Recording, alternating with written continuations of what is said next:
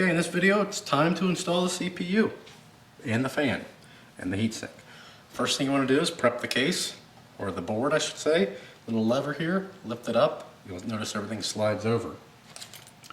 Next thing you want to do is carefully take your CPU out. This is the most important part of this whole entire build. It's the part that you do not want to mess up, because if you bend one of these prongs, you're screwed. You see the CPU itself has an arrow pointing that way. That arrow goes towards this side, just like such.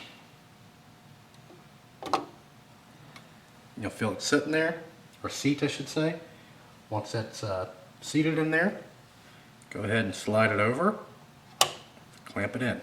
CPU is installed. It's not coming out of there. Next order of business, got the CPU installed. It's time to put the fan in slash heatsink.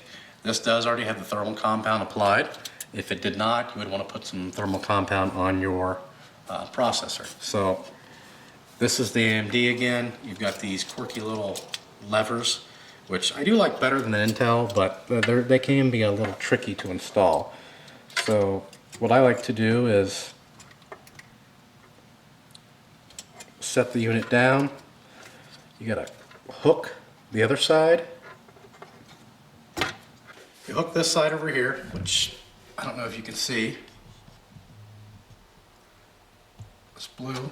Hook that down there, and then you hook the other side, which is a lot easier. And then when that's all hooked, you pull this lever down. That pulls everything tight up against the CPU. And then that's it. You're done.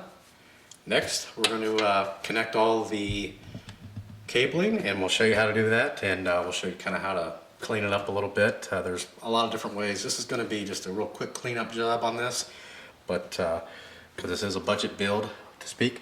So stay tuned, and thanks for watching. Please subscribe.